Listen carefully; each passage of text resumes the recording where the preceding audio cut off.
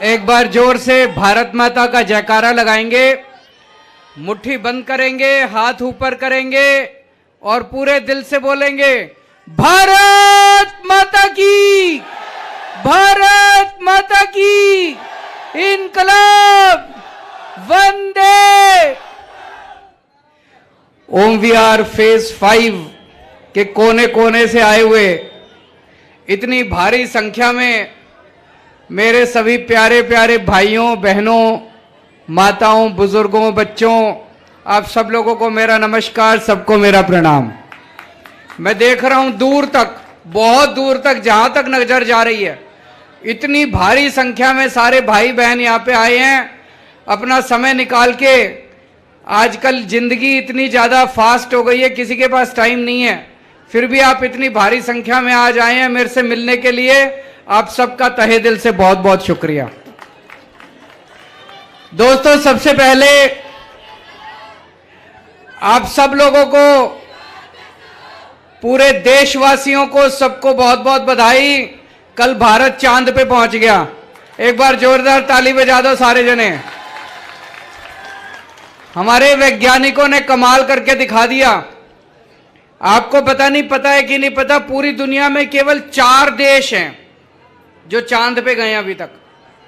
Russia, America, China, India, केवल 4 देश हैं। हमारे वैज्ञानिकों ने हमारा सीना चौड़ा कर दिया, गर्व से सर ऊपर करके चल रहा है देश अब पूरी दुनिया के अंदर। और चांद पे एक साउथ पोल है, साउथ पोल पे जाना बड़ा मुश्किल है। अमेरिका, रशिया और चाइना जो गए वो साउथ पोल पे नहीं गए। साउथ पोल पे बहुत बड़े बड़े गड्ढे हैं, वहां पे बताते हैं ऑक्सीजन और पानी मिलने की, बर्फ मिलने की संभावना है। साउथ पोल पे जाने वाला भारत अकेला देश है पूरी दुनिया के अंदर। कल हम साउथ पोल पे गए हैं। हमारे देश में बहुत संभावनाएं हैं। हमारे देश के लोग जबरदस्त हैं। सबसे इंटेलिजेंट लोग भगवान ने इंडिया में पैदा किए हैं। यह तो हमारी गंदी राजनीति है जो आगे नहीं बढ़ने देती। कांग्रेस बीजेपी से लड़ रही है, बीजेपी आम आदमी पार्टी से लड़ रही है, ये उससे लड़ रहा है, ये अरे यार, सारे मिलके काम करते हैं ना, काम करके देश को आगे बढ़ाते हैं। सारे मिलके काम करेंगे तभी तो देश आगे बढ़ेगा। जो लड़ाई झगड़ा करना है सबने चुनाव में कर लो। एक बार चुनाव खत्म हो जाए फिर आपस में लड़ना नहीं चाहिए, फिर देश को आगे बढ़ाना चाहिए। मैं ये देखता हूं, दिल्ली देश की राजधानी है, बड़ी चीज होती है राजधानी।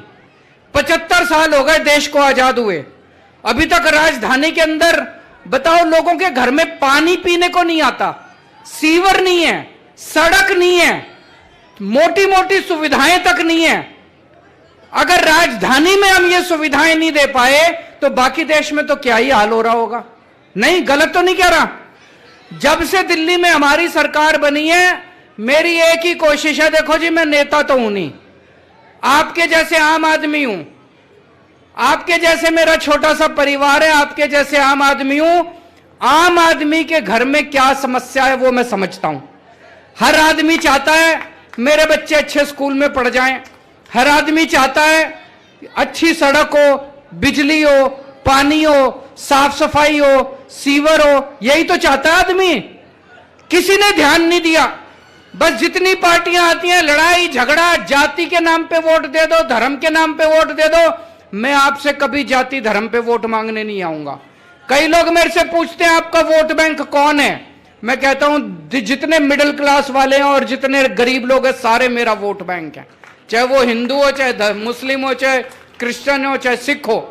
मैं ये गली बनाता हूं, मैं ये देख के थोड़ी बनाता हूं गली की यहां हिंदू रहता है कि मुसलमान रहता है कि सिख रहता है।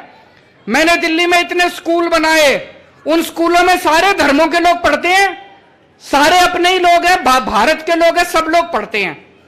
हम लोग देश का विकास करने के लिए आए हैं, हमें राजनीति नहीं आती। ये लोग नेता नहीं है जो बैठे हैं, हमने आज तक कभी राजनीति नहीं करी। अब ओम विहार के लिए आपके एमएलए साहब ने मेरी जान खा ली। एक बार ताली बजा दो अपने एमएलए के लिए सारे जने। मेरे पास आए 31 करोड़ रुपए लगे हैं। ये जो आपकी गलियां नालियां बनी हैं, 206 गलियां बनी है, 206 गलियां। ये जब दूसरी पार्टियों की सरकार थी, ये पूरी विधानसभा में 5 साल में 2 सड़क बनाते थे और गाते रहते थे 2 सड़क बना दी, 2 सड़क बना दी। हमने 2 सड़क नहीं, हमने तो एक ही विधानसभा में 200 गलियां तो बना दी। अभी पता नहीं, मैं अभी इनको बता रहा था, अगले साल दिसंबर तक विकासपुरी विधानसभा के अंदर जितनी कच्ची कॉलोनियां हैं सारी सड़कें बनवा दूंगा मैं, सारी सड़कें बनवा दूंगा। लेकिन सबसे ज्यादा श्रेय आपके एमएलए को जाता है, जिन्होंने जान खा खा के फाइलें ला ला के मेरे से पैसे सैंक्शन करवाते रहते हैं और सारे काम आपके कराए हैं। 40 फुटा रोड बन गई, समाधि रोड बन गई, खेत वाला रोड बन गई, पीर बाबा रोड बन गई, हस्तसाल नवादा रोड बन गई। ये 5 तो मेन रोड थी, इसके अलावा 206 रोड बन गई, सारी सड़कें बन गई, सीवर की लाइन डाल दी, पानी की पाइपलाइन डाल दी, नालियां बना दी। पहले मेरे को बताते हैं खूब कीचड़ रहता था।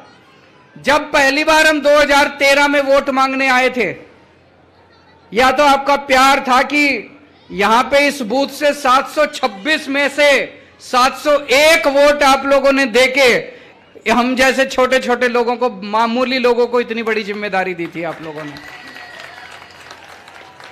उस टाइम यहां कीचड़ ही कीचड़ रहता था कि नहीं रहता था? मेरे को कई लोगों ने बताया था उस टाइम, ये बता रहे थे अभी मेरे को बैठ के, कि जब मैं आया था कई लोग कहते थे जी रिश्तेदार नहीं आते यहां पे, किसी रिश्तेदार को बुला लो, दोस्त को बुला लो, शर्म आती है। लोग कहते थे कि किस इलाके में रहते हो तुम लोग, बच्चों के रिश्ते नहीं आते थे। अब बिल्कुल एरिया साफ सुथरा हो गया, चमकने लग गया। आप लोगों को बहुत बहुत बधाई इतना सारा काम होने पे। लेकिन एक चीज है, अभी भी मेरे को, मैं यहां पे आने के पहले पता कर रहा था, यहां पे ट्रांसफार्मर जो है वो छोटा है, जिसकी वजह से कई बार बिजली के अप एंड डाउन होती है कि नहीं होती है? उसके लिए भी जमीन देख रहे हैं आसपास, जैसे ही जमीन मिलेगी बड़ा ट्रांसफार्मर कर देंगे। दिल्ली में बिजली की कमी नहीं है, बिजली मैं पूरी ले आया। मेरे को याद है 2015 में जब हमारी सरकार बनी थी, 2014 की गर्मियां याद है, 8-8 घंटे के पावर कट पूरी दिल्ली में लगते थे। दिल्ली में बिजली की कमी थी, बिजली थी नहीं। बताओ, देश की राजधानी में 8 घंटे के पावर कट लगेंगे तो क्या तरक्की करेगा देश? आज 8 साल के बाद दिल्ली के किसी एरिया में पावर कट नहीं लगते। लोकल कभी ट्रांसफार्मर खराब हो सकता है, केबल जल सकती है, दिल्ली में बिजली की कमी नहीं है। 24 घंटे बिजली देते हैं, फ्री बिजली देते हैं। फ्री बिजली आती है कि नहीं आती है? इनको बड़ी तकलीफ होती है दूसरी पार्टियों वालों को, कहते हैं केजरीवाल फ्री की रेवड़ी देता है। गरीब लोग हैं, मिडिल क्लास के लोग हैं, अगर किसी के 2000-3000 रुपए महीना बिजली का बिल बच जाए, बताओ उनको क्या तकलीफ है? 2-3 हजार रुपए महीना बच जाए, बच्चों पे खर्च करता है आदमी, उनको अच्छी शिक्षा दिलाता है, उनको अच्छा खाना खिला देता है, इनको क्या तकलीफ है? गलत तो नहीं कह रहा? मैं घर चोरी करके तो नहीं ले जा रहा पैसा, आपके ऊपर ही खर्च कर रहा हूं, आपका ही तो बिजली का बिल कम कर रहा हूं। तो आज दिल्ली में फ्री बिजली मिलती है, 24 घंटे मिलती है। अब पंजाब में भी मिलने लग गई। पहले पंजाब में भी पावर कट लगते थे, अब 24 घंटे बिजली आ रही है पंजाब में, और फ्री में बिजली मिलने लग गई पंजाब में भी। दिल्ली के अंदर सारे सरकारी स्कूल, जैसे अभी भाई साहब बता रहे थे, एमएलए साहब आपके, 14 सरकारी स्कूल है विकासपुरी में। सब बुरी तरह बुरा हाल था, कहीं टेंट वाले स्कूल थे, टूटे हुए क्लासरूम थे।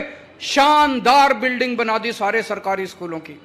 अब ढेरों लोग, पूरी दिल्ली में ढेरों लोग प्राइवेट स्कूलों से, पिछले कुछ सालों में 4 लाख बच्चों ने अपने प्राइवेट स्कूल से नाम कटा कटा के सरकारी स्कूल में भर्ती करा दिए। हमारे बच्चे पढ़ेंगे तभी तो हम चांद पे पहुंचेंगे। अनपढ़ रह गए हमारे बच्चे तो चांद पे कैसे पहुंचेंगे? सरकारी स्कूलों का बुरा हाल था, हमारे बच्चे पढ़ेंगे ही नहीं, गरीबों के बच्चे पढ़ेंगे नहीं तो देश तरक्की कैसे करेगा? तो मैंने ठान रखी है, सारे बच्चों को, चाहे गरीब का बच्चा हो चाहे अमीर का बच्चा हो, सबके बच्चों को अच्छी से अच्छी शिक्षा देनी है। और आपके लिए पूरी दिल्ली में सरकारी अस्पतालों में फ्री में इलाज का इंतजाम कर दिया। किसी भी सरकारी अस्पताल में चले जाओ, सब कुछ फ्री है, सारी दवाइयां फ्री हैं, सारे टेस्ट फ्री हैं, चाहे कोई अमीर आदमी हो चाहे गरीब आदमी हो।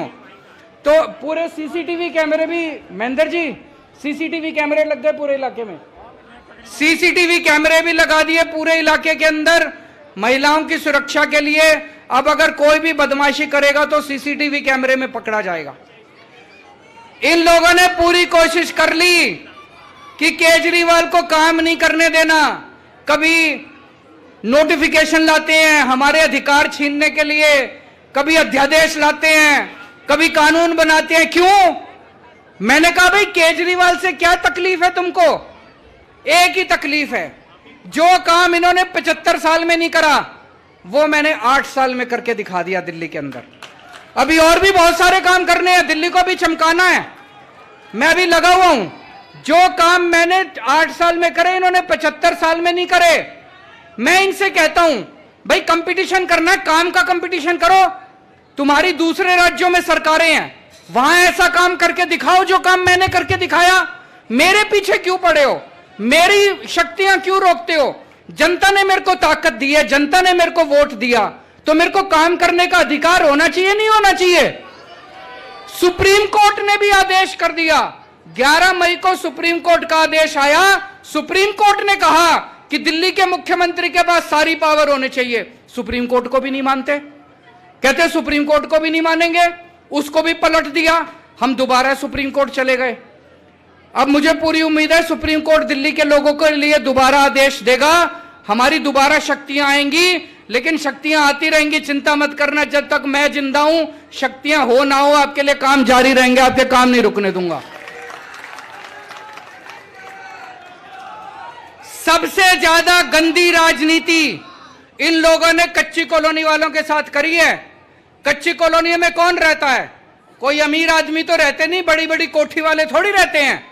गरीब आदमी रहता है, जिसके पास पैसे नहीं होते वो बेचारा के छोटे मोटे मकान खरीद लेता है कच्ची कॉलोनियों के अंदर।